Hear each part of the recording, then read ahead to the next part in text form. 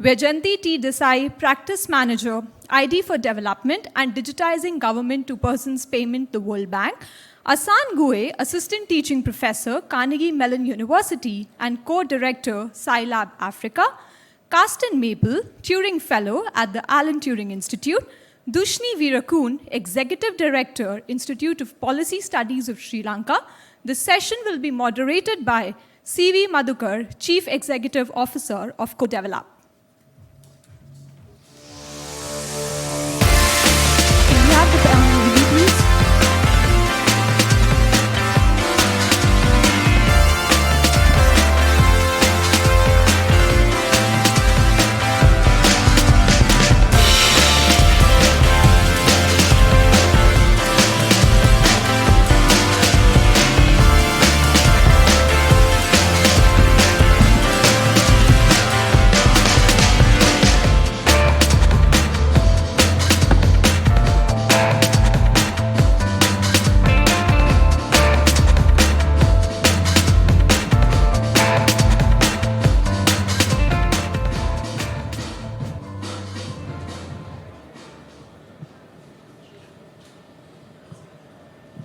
Thank you. It's great to be here with esteemed panelists here to discuss the topic of digital identities. I think as we started working on digital ID back in 2015, 2016, one of the things that became evident was the World Bank had put out numbers of 1.6 billion people not having ID. It's then improved over the years to 1.1 billion people not having any form of identity. That lack of identity was going to be a huge impediment in ensuring people were part of the mainstream development process. And so ID became a central theme. In fact, it was reflected in the UN SDGs 16.9, which wanted to set up legal identity for all as one of the SDGs. So I think the journey over the last, I'd say since 2015 or so, has been an interesting one, checkered one to say the least, and with lots of lessons on how we want to look at this going forward. I think the essence of our learnings, and many of us I would include here, has been that we are looking at a digital century ahead of us, and the nature of trust in the digital century is going to be very different from the nature of trust in the last century. And what we are trying to do with all of this, whether it's ID or payments or all of the discussions that we had so far in the morning, is really setting up the trust architecture for the digital century ahead of us, right? I think that is the opportunity we have, and there's also the challenge for us to get it right, because this is very consequential stuff, and whatever we do we can make this right is also absolutely worth it. So this panel will help us unpack some of these questions as we go through over the next, I'd say, 48 minutes or so that we have. So I'll start off with Dushni Yu. I think as Sri Lanka was held out as an example for COVID tracking, and so there's already some capability in Sri Lanka for doing some excellent technology work. How are you looking at the ID program in Sri Lanka? Where is the journey right now? I know there's some discussion in the country right now to set up an ID program. What's coming up in the next couple of years? Yes, thank you. On Sri Lanka's early response to tackling COVID, I think digital technology played a very limited role. It was the traditional booths on the street. The armed forces was used quite effectively, I think, but with some degree of public opposition to that role. But we really came to understand the importance of the lack of digital ID when we looked at ways of getting cash transfers through. And quite frankly, we looked at India with a fair degree of envy when we realized that India's own systems had prepared itself to deliver the COVID-related emergency assistance in a much more effective and health-conscious way as well. Now, Sri Lanka had signed on to the idea of replicating something similar pre-COVID. I think one of the perhaps World Bank run projects as a pilot program, but then it got stalled. Now we are again finding that it's urgent that we get this underway, because now we are going through an economic crisis. We need to ensure that our fiscal resources are spent with the least amount of leakage. So again, social protection, I think that was mentioned in one of the earlier programs, and most critically, ways and means of getting people into the tax net. So the question for us is what kind of a system, and again, the Indian system is one that we are studying. India has in fact offered its help. The sense is when countries do have centralized ways of delivering development, the kind of system that India has perhaps works best rather than a more decentralized digital ID system where users have more control over the amount of information that they share. But I think there are also concerns about the Indian route, because that is a collection of individual information. Perhaps consent is at one level only, and Sri Lanka really, we still don't have the privacy laws and data protection regulations in place. We've only brought out the draft, and that needs to go through a whole series of stakeholder consultations. So I think the government, from the government's point of view, there is interest in the Indian system. It's easy. If you are trying to implement a digital identity to capture tax, those who are not paying tax, it has to be a mandatory process, they feel. But from the other side, civil society organizations, etc., concerns about the extent to which individual users will be able to ensure there is no surveillance in terms of the data that is collected. That's a nice sort of segue to the question I have for Karsten.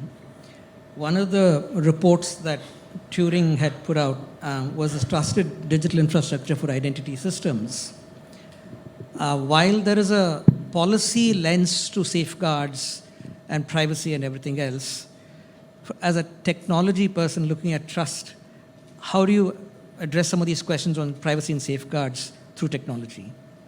Thanks very much. Yeah, as you mentioned, so I'm a professor of cyber systems engineering, so a techie, as you might say.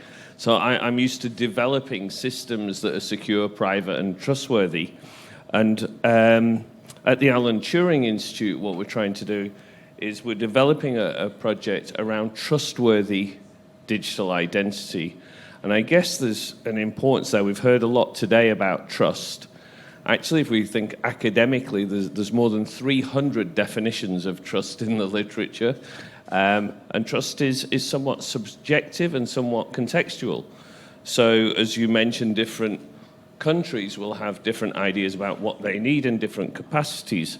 So what we're doing is developing a framework which will be released as a digital public good that allows governments to assess how trustworthy their digital identity system is.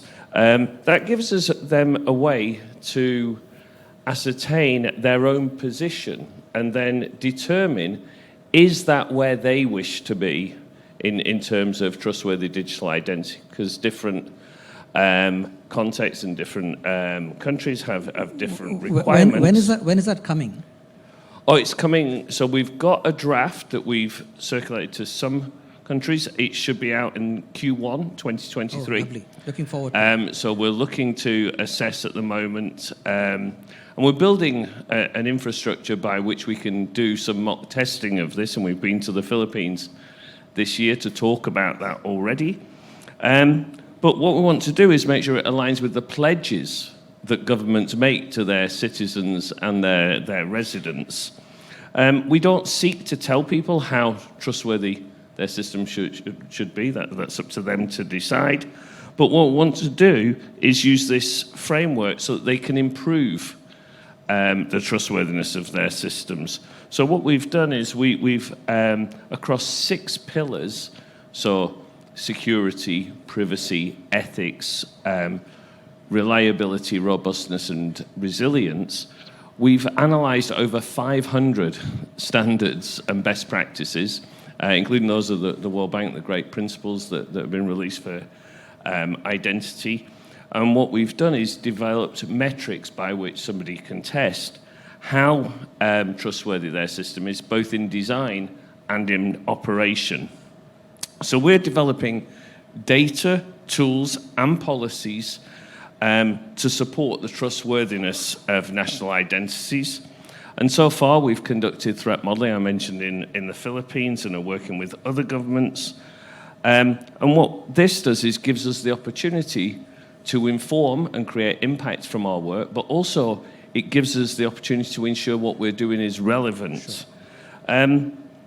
We're also looking at risk modelling that really understands that there are multiple stakeholders involved. Much risk modelling is about an organisation, but here you've got governments, you've got relying parties, you've got the system providers, and you've got the citizens and residents themselves. And what we're doing is looking at the risk to each of those facets, those 6 facets or pillars of trustworthiness. And we've already been developing some tools for fairness and privacy. And the co-investigator that I have on the project, John Crowcroft, who's at Cambridge and also at the Turing, we're on a privacy-enhancing technologies working group for the Royal Society, which will release a report in the next few weeks on privacy-enhancing technologies. Excellent. So we're applying those into digital systems. That's a great starting point. I just wanted to go to Asan here and ask you the inevitable question. As a techie from Africa, how do you think about digital identities in low-resource settings? And I know you've done some work on this, but one of the challenges, as we've seen, is especially in low-resource settings where breeder documents such as birth certificates don't exist or other forms of identity don't exist for the vast majority of the population, the default is to go to biometrics because you don't have other forms of verifying uniqueness. So how are you thinking about this in the African context, and what lessons can we draw from that? Thanks, CV. Yeah, the techie is here. But yeah, so I would like to first mention the fact that technology should not increase the digital divide. And when we say that, most people think about digital divide between the North and the South, but I'm talking about digital divide within the country, between rural areas and urban areas, between people who have access to technology and people who do not. So, and then that's where the technology in low resource environment comes, and that's where inclusion comes into play. So, and we at Scilab Africa, what we try to do is to bring the African perspective, because if you want to include people, you have to be thinking local. That's what we are bringing. And I believe that in the digital ecosystem, we have to have a holistic approach. We have to think of the digital system and devices. We have to think about the infrastructure that enables it. And we have to think of the processes. I would like to give some examples in many of those. For example, the devices. You talked about biometrics. And people are used to fingerprints. And we are talking about countries where there were war and people have lost their limbs. How do you make sure that you include those peoples? When we talk about infrastructure, taking example from the financial systems, in many cases, actually, in Africa, you go and you try to cash in or cash out, and they say, I cannot perform the operation because the network is down. How do you make sure that people who are in area where the network is going up and down, you can include them? So there are some techie research questions there how do you do digital ID in intermittent networks when you are sometime off and sometime on? And then the processes and the policies. For example, access is very important. And in Africa, for example, when you have to prove yourself, registering. So I'm not even talking now about having the ID, but the first step, which is register the people. If I have to travel to the city, that includes cost. Okay. So how do you make sure that that person is included? How do you develop maybe registration technology that helps people in rural areas to get included? So what to do? We have to make authentication more flexible, robust, but provide options. Because if you don't provide options, what will happen is that people will find workarounds. We have seen that, for example, in the financial sector, where we have requirement for KYC, and when it's too stringent, what people do is that they will go to agents that have loose requirements, okay, and that expose those people. So we have to be thinking automated systems, but is automation going to help solve all the problems? So for example, USSD is helping, but what do you do with people who are visually impaired? Okay? How do you include them? So the technology should be helping. And two more, just before I give it back to you. In the financial inclusion, we have seen the agents, those corner kiosks, where people go and cash in, cash out, they have played a tremendous role in including people. So they have been, those are the people who are helping my grandma to open an account. But those are also people who manipulate tons of private data. So how do you make sure that the good work that they are doing continue to be done without the risk that they bring? So the technology should be helping in those environments. And lastly, we should be thinking of how to better use mobile. Yeah. Mobile is giving universality. People have very good experience with mobile. But if you are talking about people in rural areas, which mobile are you talking about? Okay? Is it a smartphone that costs $100? My uncle will not buy that one. So when we talk about ID in rural resource environment, we have to be thinking, of course, the devices, how to include people in those areas, the infrastructure that underpins the system, but also the processes and the people. And all this have to be implemented in a way that they serve people. Because at the end, if they don't, it's not going to help. You've raised a number of very useful questions and points. I'm going to come back to you and ask you specifically in the next round what is being done to address some of these things in Africa. I'll come back to you for that. Vaijayanti, as you've seen this work through the lens of the World Bank, through ID4D, the work you've been doing, what is your sort of overall takeaway of the last 5-6 years of evolution of digital ID conversations around the world? So I think being able to prove who you are has always been a fundamental human right. But I think increasingly people are aware of the importance that it plays in a broader development perspective for individuals, being able to access critical services, whether it's opening up a bank account, SIM registration, receiving welfare payments, or for economic opportunities and formal employment and others.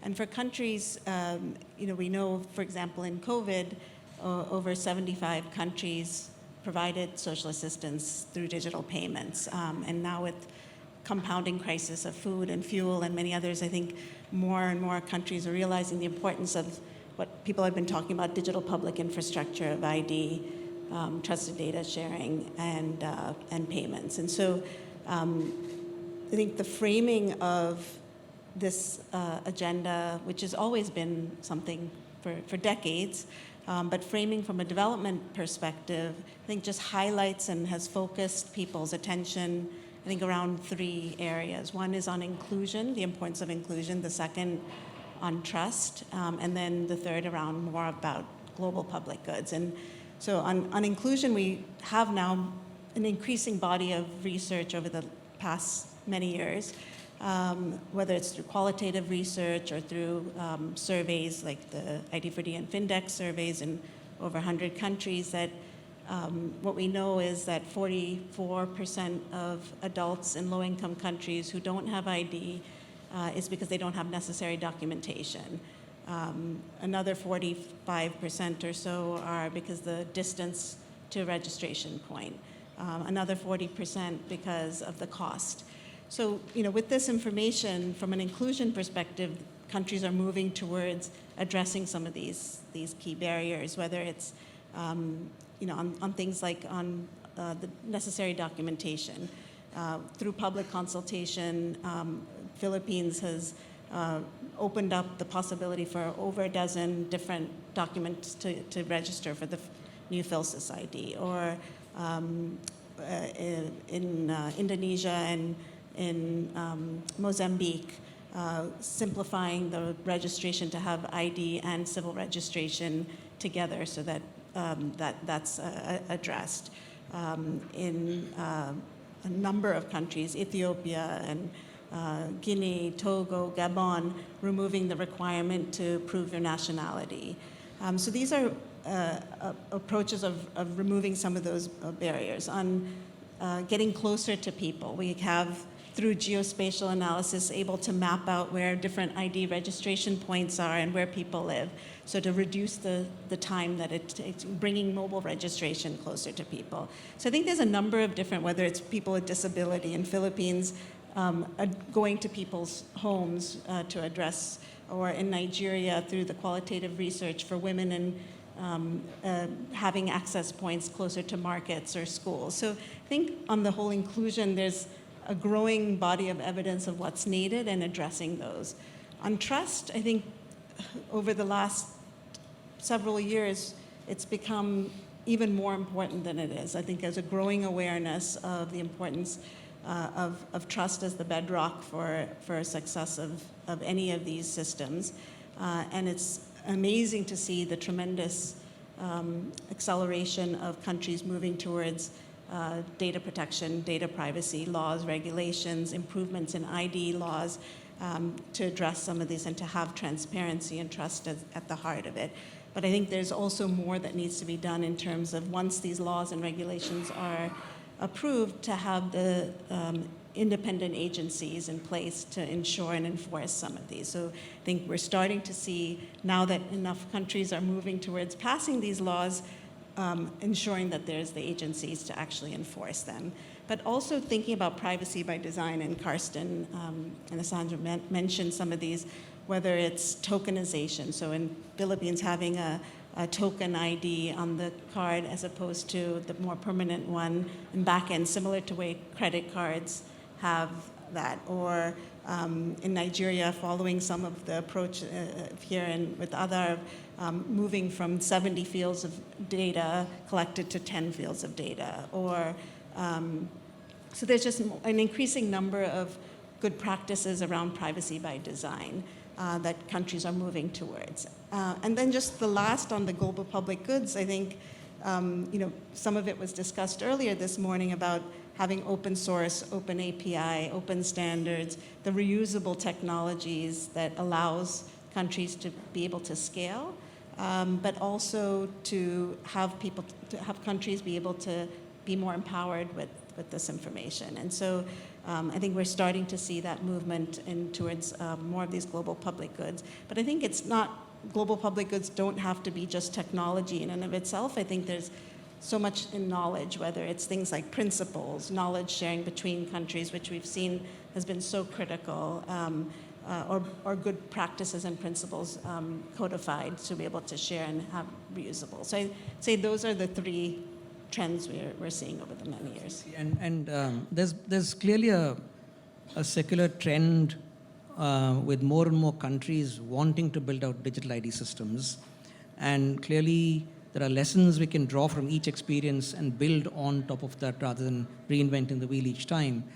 I wanted to go back to you, Dushni, and ask you about this sort of notion that digital ID, there's some reports that have come out that can improve overall GDP growth. Nandan's sort of brief video message here talked about how digital is not just another tool in how you do normal business, but really can fundamentally change how business is thought about and how economies are thought about. As an economist, where do you see the evolution both in Sri Lanka, but more broadly, one of the things we've all observed over the last few years is a lot of the innovation on this is coming from Thailand, from Sierra Leone, from India, from Bangladesh, from Sri Lanka. It's not coming from Europe or the US, which is the bastion of a lot of received wisdom for the last 100 years, right?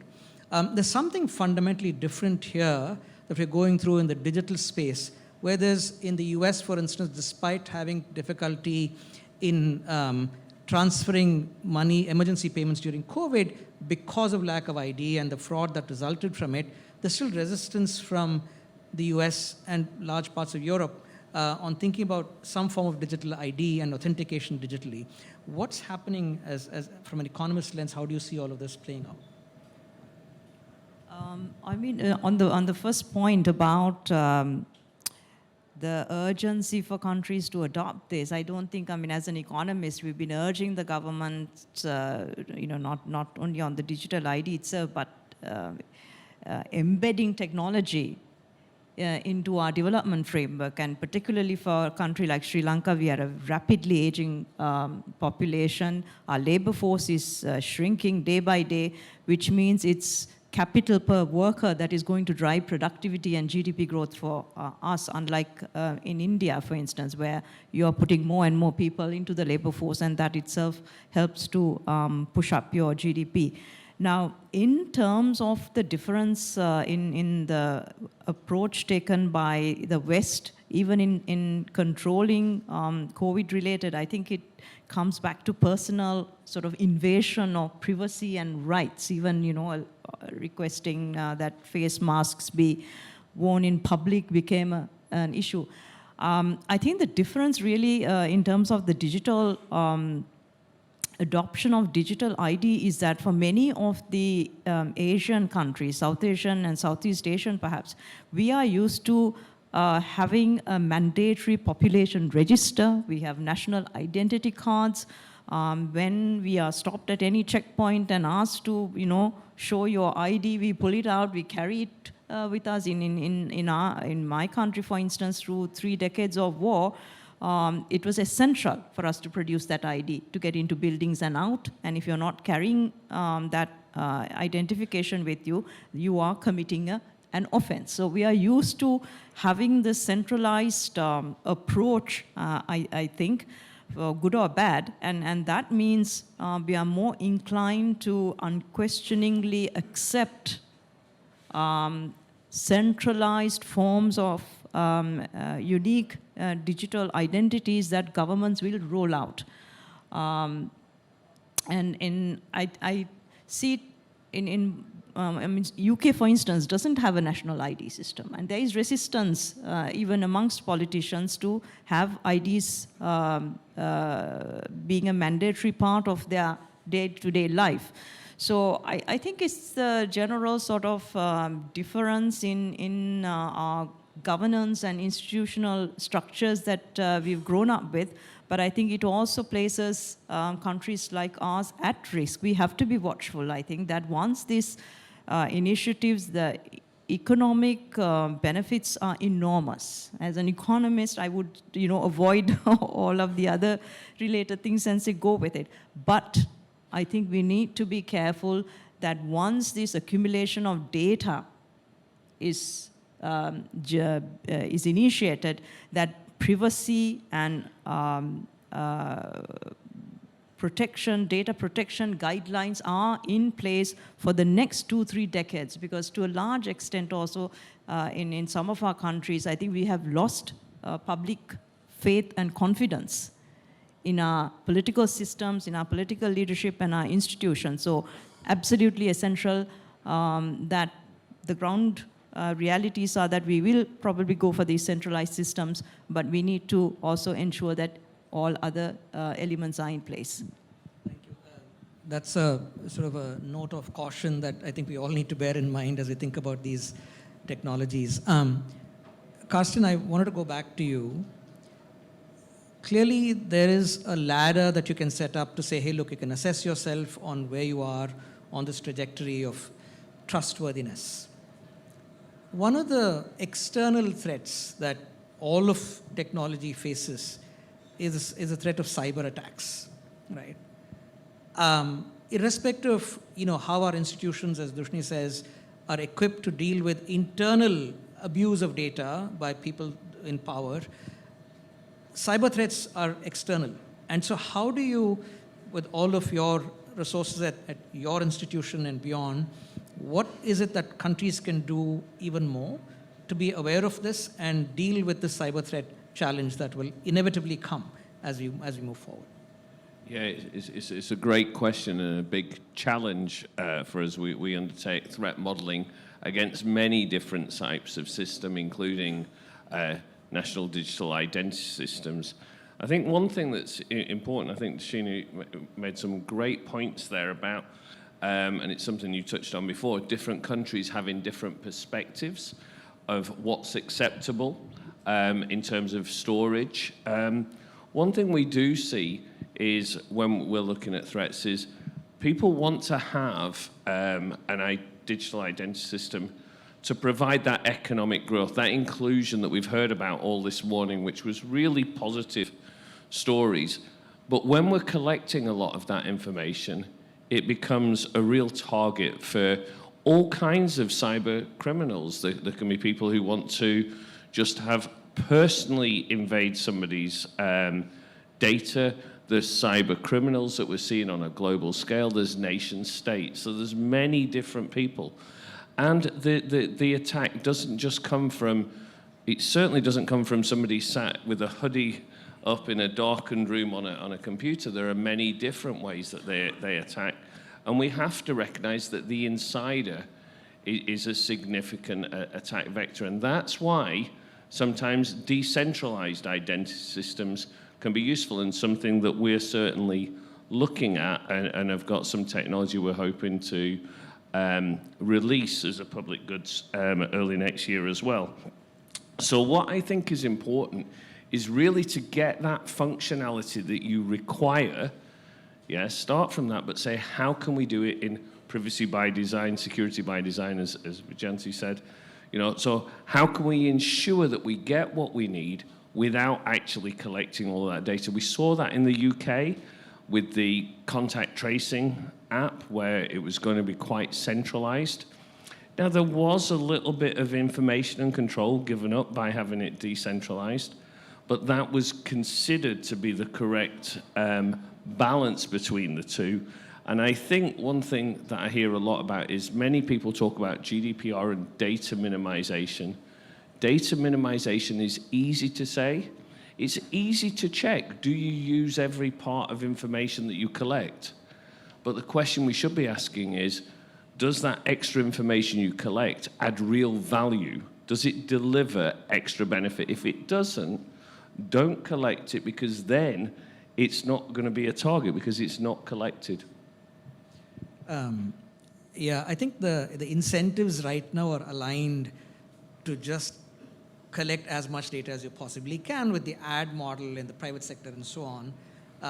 And certainly there are some lessons to draw from there about how we want to have minimal data collected by authorities and government and so on. So I wanted to come back to you, Hassan, and ask you an extension of the point I made last time, which was, yes, you identified a few things for low resource environments.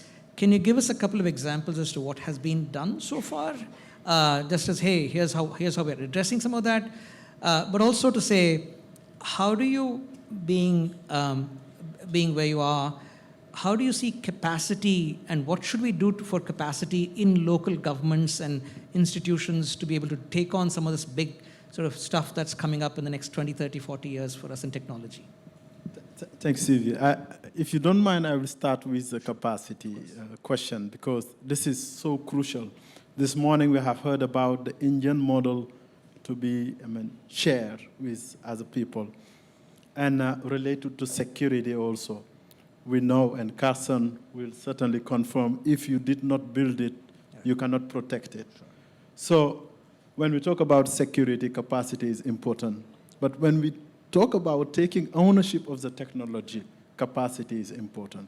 So while we are thinking of exporting the model, while we are thinking of sharing it, I think that one component that is crucial is how do we capacitate people so that they can take this model and run with it.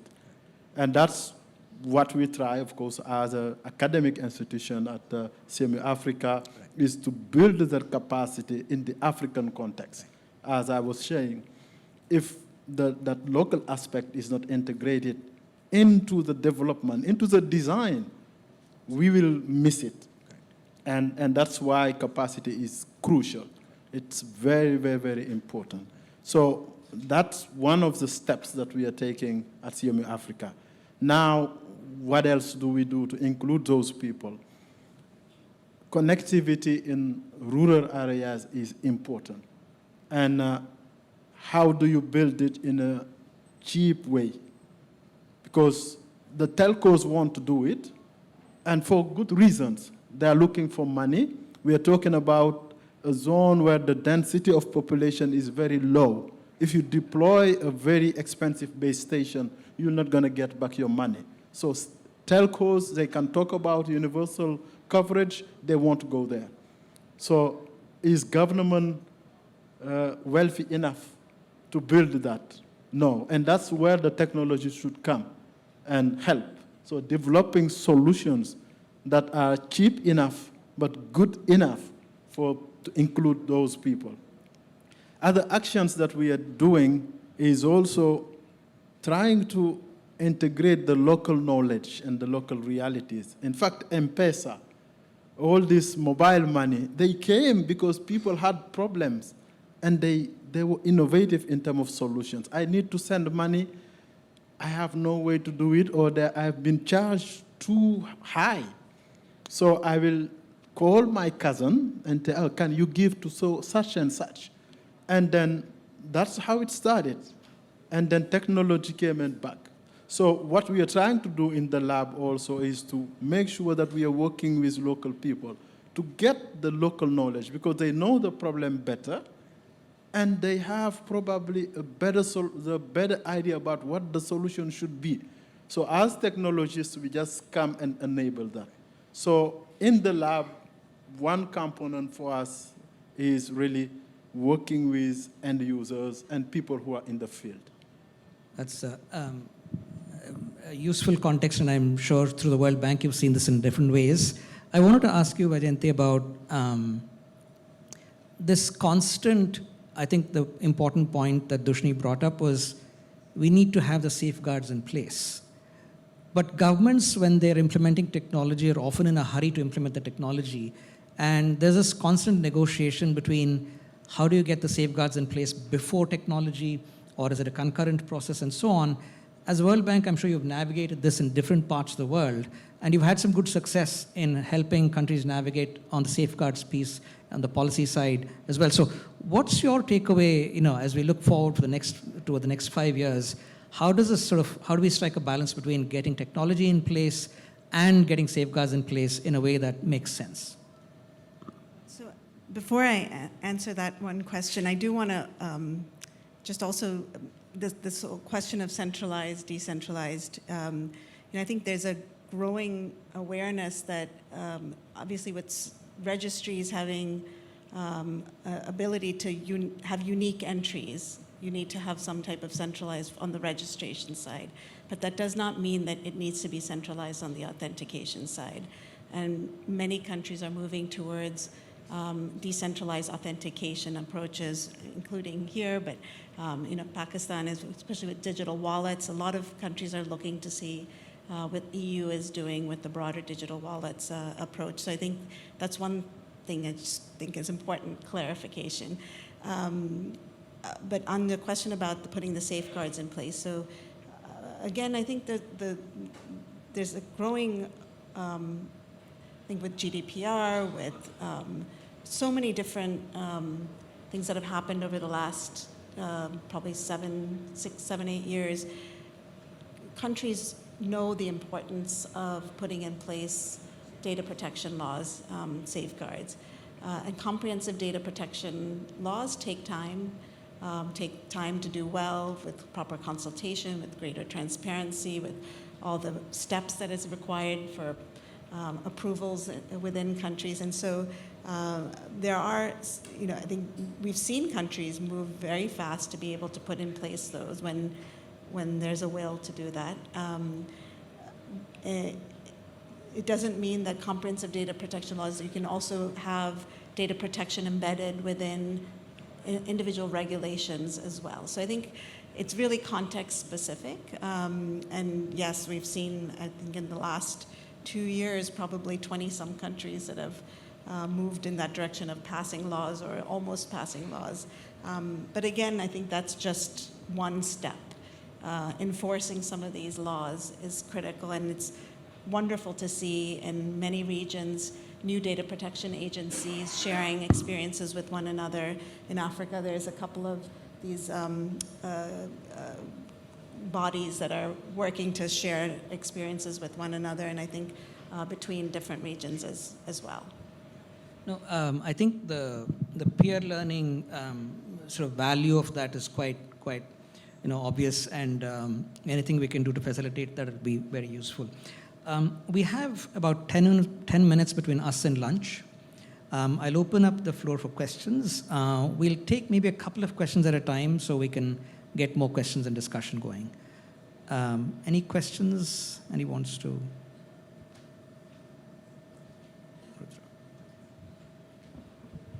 Sorry, I'm going to abuse a privilege, but I thought I'll ask a question.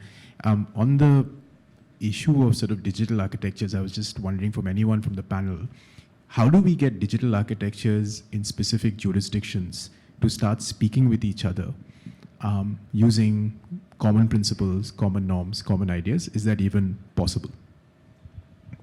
Can we add one? Can we add one more question and then? Sure. Actually, based on something my colleague here just tweeted, I mean, if you just digitize a broken something, you just end up with a digitized broken something. So in contexts where identity is already broken, whether based on politics and so on and so forth, how does digital ID help bypass that or accommodate that reality? I think on the question that Rudra asked, maybe either of you might be able to answer. I don't know, Carsten, maybe. Sure. I think I can answer from a technology perspective, but of course, I guess Vijayanti and others can also talk about countries really trying to get this interoperability, especially around Africa. But there is a challenge around the interoperability of digital identities. There's a move much more to open standards to try and create that, and open software and open platforms and digital public goods, which you'll hear a lot about over the next few days and today. And CV, of course, does some great work in this area, are really there to try and help us try and address this problem of interoperability, especially with some of the challenges we're seeing around the world, and people not having identities or identities that are not digital, so it's difficult to maintain those identities in conflict, for example. That interoperability for digital, so that it works, not replacing a broken system, but works, is really important. And as I say, MOSIP are here, which is one such product, the modular open source identity platform. There is also an open standards for identity alliance working together to try and address some of these issues about interoperability. But if I'm honest, we're not there yet, and part of that is because different countries have different needs and different systems at the moment. But we're on a journey, I would say. Yeah, I mean, there's clearly there's a technology angle, there's a policy angle. I think the technology may be easily solved. The policy may be a little bit more complicated. The EIDAS example is, there for us to learn from. But on the question of broken systems not being able to, I don't know if either of you want to pick that up. Can't be fixed by technology. I'm happy to start. I love that there's a digital conversation happening in parallel to this conversation in the room. So, I mean, many of those examples that I mentioned at the beginning are process improvements that are needed regardless of whether it's digital or not. So the examples of, for registration for people with disability, going to people's home, that's for whether it's a paper-based ID system or whether it's a digital ID. Simplifying the registration points, so making ID more accessible. That's, again, whether it was a paper-based ID or a digital ID. The example of, now I'm forgetting some of the ones that I mentioned. So I think, removing some of the requirements, documentary requirements to obtaining that, again, or combining civil registration and other forms of ID. I think these are all, so absolutely, if you don't want to just digitize or digitalize an existing insufficient system and assume that that's going to cause save all the problems. Absolutely. I know clearly, I think the acknowledgement is that digital is no panacea. If the core system is broken, digitizing it just won't solve everything. But I do think that with the recognition of things becoming more digital and understanding the importance of remote transactions with COVID and seeing how critical ID is, right, that countries are focusing on addressing some of these inclusion and exclusion barriers. Asan, did you want to go? Yeah, no, quickly, I mean, we talked about interoperability, the policies. In fact, what should happen today, especially in Africa, is this discussion, this interplay between the socio-economic aspect of whatever we are talking about, the policy aspects and the technology aspect. In fact, today it happens that those are done in silos. And that's why it's very difficult for the three actually to come together and solve problems. So I think that as we are talking about digital ID, but technology in general, the dialogue has to happen between policymakers and technologists. We cannot be in our labs inventing problems and solve them. It doesn't help. Thank you, Asan. We have under 5 minutes. We'll probably take 2 last questions before we head for lunch. Hari? Am I audible? Hello? Yeah, can I? Yes, please. Yes, go Okay. ahead. So I enjoyed the talk. I just had a couple of questions with regard to external threats. So we've heard a lot of talk. I mean, the techies would know better, but there's a lot of jargon being thrown around about non-malleable codes, lattices, lattice cryptography, that sort of thing, to combat the rise in computational power. But how realistic do you think it is to implement that in today's world? And as regards decentralization in order to maintain to maintain security, what would you say about the Schrems 2 case with the privacy shield being struck down by the Court of Justice at the EU? Do you feel that data localization is maybe taking over and that is to some extent a good thing, or do you think a global identity is a better state to have? Hari, your last question and we'll wrap it up.